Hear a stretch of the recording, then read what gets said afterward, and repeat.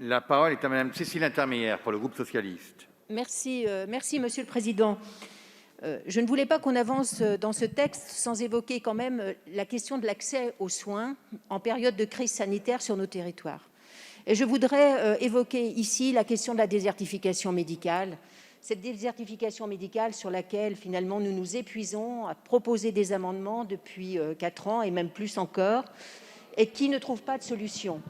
J'ai évoqué cette question avec Brigitte Bourguignon, qui était fait unique d'un ministre dans ma circonscription, hier mardi, le jour des QAG, et je lui ai donné une lettre lui faisant état de cette difficulté qui nous est relatée par tous les maires et les citoyens. Cette désertification médicale, elle atteint un paroxysme, monsieur le ministre, surtout dans cette période anxiogène. Dans la Bresse, qui est un territoire attractif, économiquement développé, nous sommes passés de 40 à 29 médecins, avec une population qui a augmenté et un territoire qui est rempli de maisons médicales que nous avons construites il y a 10 ans de cela, mais qui sont désormais vides parce que la question de la démographie médicale se pose à plein et que les médecins partent à la retraite. Donc il y a une véritable angoisse qui est générée plus encore par cette crise sanitaire.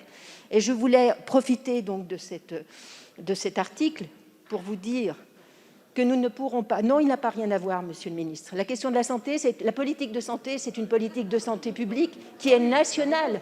Elle a à voir. Lorsqu'on est mal, on va voir son médecin, mais lorsqu'on n'a pas de médecin référent, on va voir qui actuellement, monsieur le ministre? On va voir personne. On est dans une situation extrêmement compliquée. Je tenais à le dire parce que les citoyens attendent de notre part des actions et je pense que nous ne pourrons pas faire l'économie d'une régulation dans l'installation des médecins sur les territoires. Il faudra beaucoup de courage pour cela.